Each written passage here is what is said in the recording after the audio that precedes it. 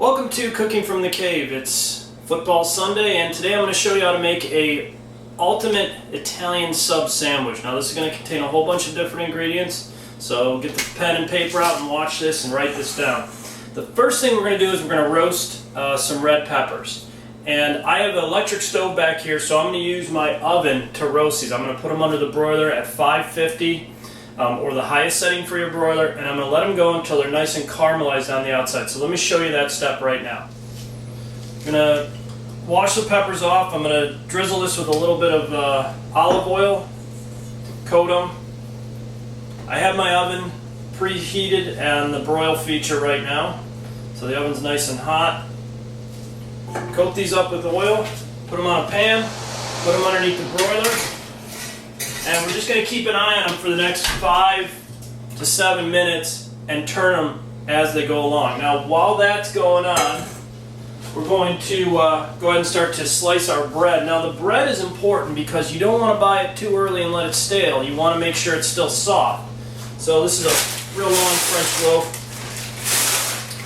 I'm going to try and use the whole thing. And what I'll find is the easiest thing is just get a serrated knife, starting at one end and sawing all the way through. So let's do that. And obviously use a serrated knife, that'll make your life much easier. Go ahead and push this guy off to the side of the back here, back on the bag that the bread came on.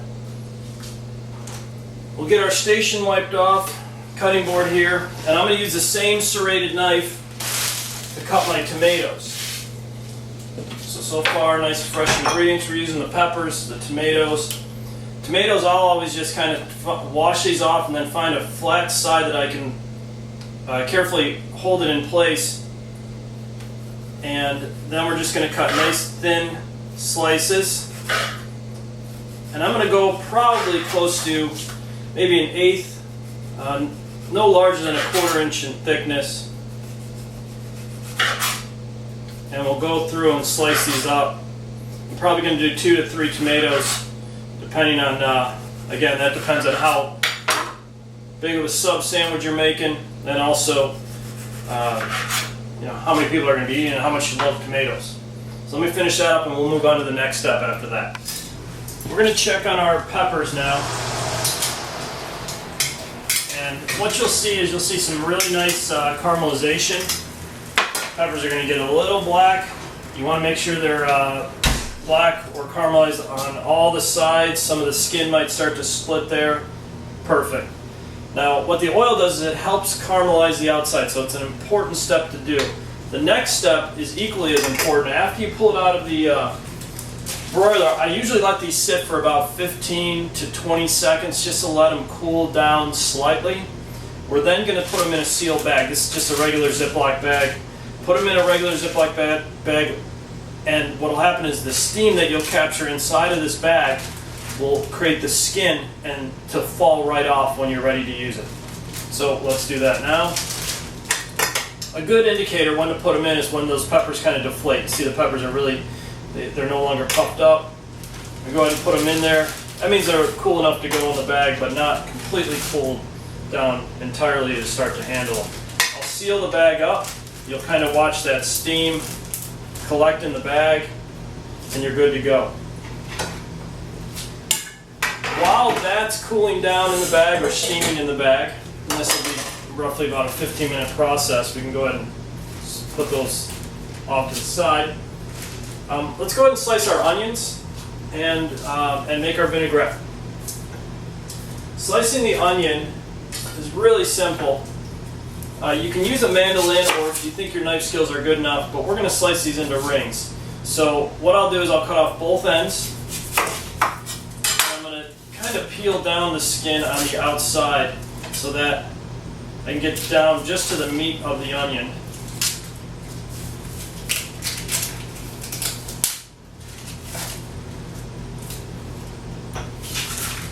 And when I talked about the mandolin, I'll show you how to use that really quick. This is a Japanese style mandolin. It has, you can adjust the thickness, you can adjust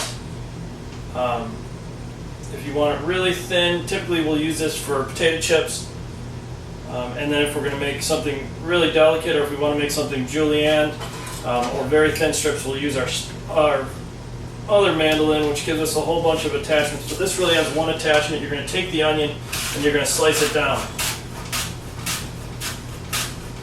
What happens is the onion might get too thick, and then you'll have to do the rest by hand. But that's what we're looking at, nice thin pieces on that onion. And I try and keep them in the rounds because it'll look better and you can build your sandwich that much easier. Flip it over, we'll do some more on this side, and then we'll use a knife to do the rest.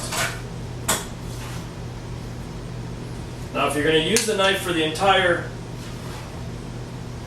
slicing of the onions and you don't have a Japanese mandolin, that's fine. All I would highly recommend is that you do cut a very small portion of this and give yourself a flat surface to work on. So now I have a flat surface. I'm going to cut a little bit more off. Now that onion's not going to rock on me, and I can really take my time and cut really thin strips all the way down. And so if you see that,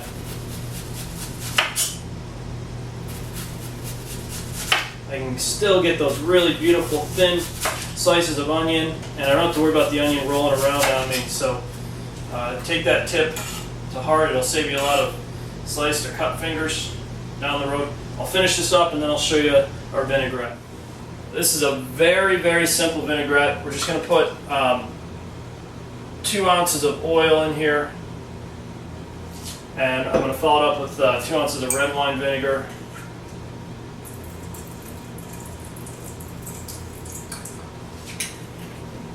I'm going to chop up some herbs and mix those in here as well. And the herbs we're going to use, I have basil,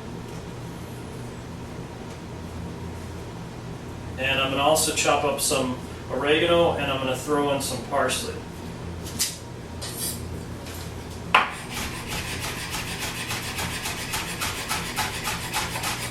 And with basil, all I'm trying to do is really get a nice thin slice on here. I line my leaves up. I go ahead and I put the stems all in one area so I have something to hold on to at the end. I've done this in other recipes, so I'm kind of going fast for this, but it's a real easy technique. Basil goes in there, parsley goes in there. The flavor here is going to be a lot of herbs, and that's what we want. We don't want so much herbs that it's going to overpower the sandwich and everything, and that's why we're not going to use a real heavy mayonnaise or a mayonnaise style spread for this. But we want the herbs to really be the focus of this, and you know, use good quality olive oil, use good quality vinaigrette or vinegar for this as well. Oregano have really small leaves. See how tiny they are? They're like micro basil almost. These you're just going to rough chop them as you see me doing here. And I'm just going to go through this a couple times, you know, once one direction, rotate the pile, and then go through it again in the opposite direction. Trying to make my knife strokes really small and really close together so I can make sure that they're really finely chopped. Go through it one more time.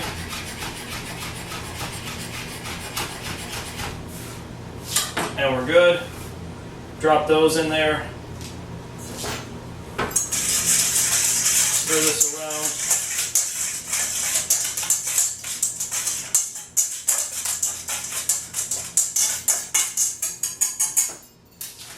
Alright, let me show you the pepper trick. It's been sitting in the bag, it's going to be wet because of all the steam that's collected in there.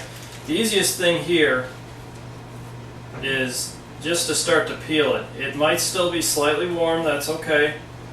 Just want to peel the skin off, and it's so simple now because of that steam that occurred in that bag that it'll come right off. At this point, we're just going to remove the top. The seeds will still be inside, which is fine.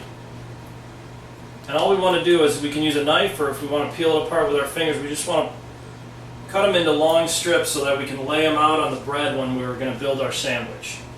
If the seeds don't come out with the top and they're still in there, just use the knife and you can scrape them off. Again, nice piece. Peppers, maybe we'll tear that one into two. And we are all set. It's the last vegetable we have to do anything to, and now we can make our glorious sub. I'm going to start with the base of the sub. I'm going to take my vinaigrette, get a nice brush on here. This is a silicone brush. I'm just going to brush the one side of the bread right now, and we'll go all the way down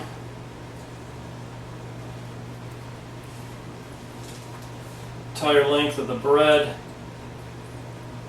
Don't be stingy with the vinaigrette, but of course you don't want your bread to be like soaking wet either,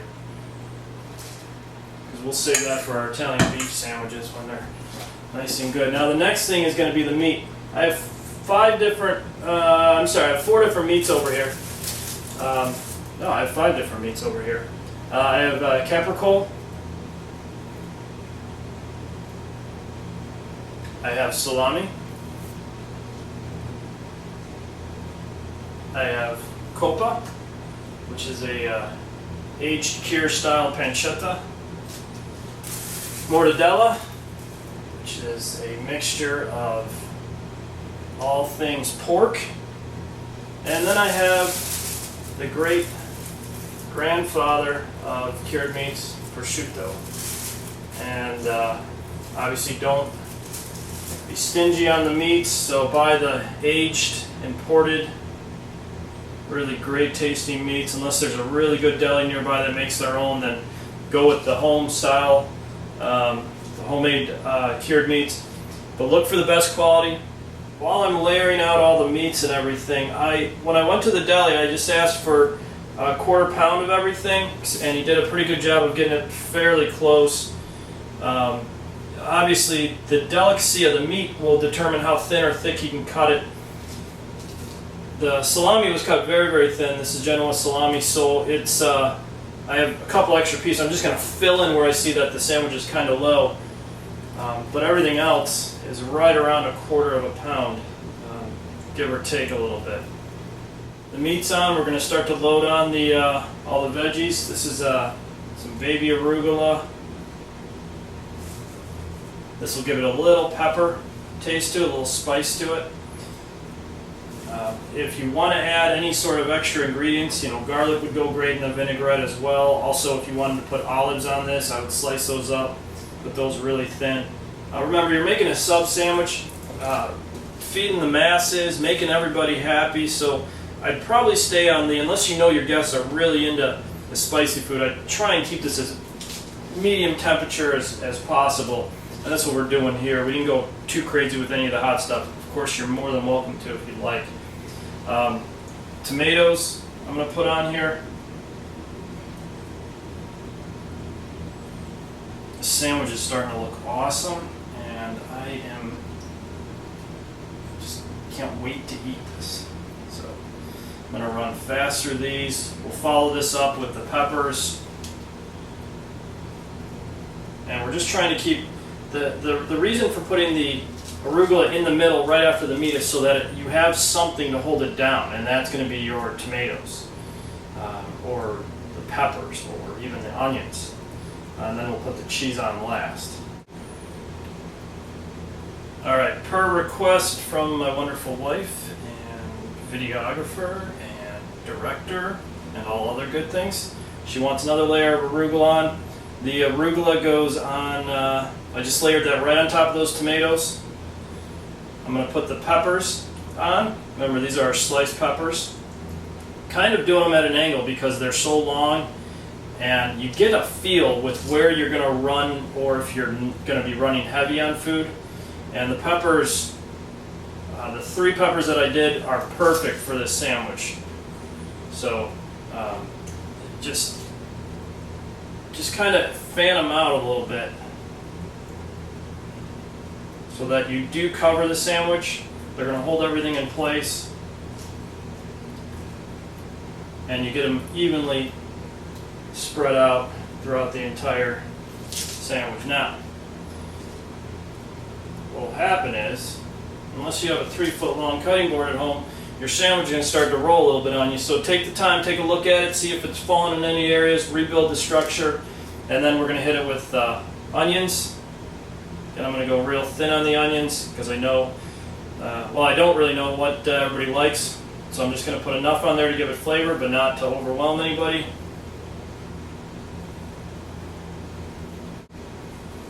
And then we'll follow this up with cheese.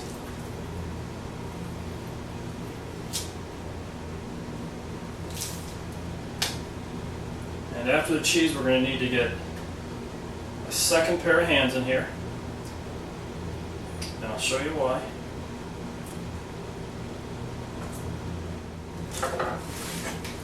We have our top layer of bread. Then what we're going to want to do is put some of that vinaigrette on the top layer as well.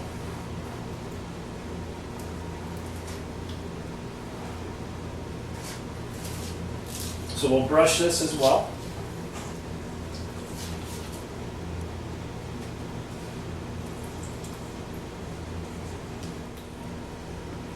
Alright, so this is where you get your trusty assistant to help you out here. Ben is going to be holding down the bread as I'm putting in the toothpicks. This will be really easy and it'll look really nice for the party if you're going to be putting in the toothpicks with the ruffles on top and everything. Get the longer of them, and what you're doing is you're putting a little bit of pressure on the bread and then you're going to insert the toothpick and we'll go all the way down. This will hold everything in place. Our sandwich is complete. All we got to do is cut it and enjoy the big game. Thanks for watching Cooking from the Cave. This is Chef Pete Truzek, and I will see you real soon.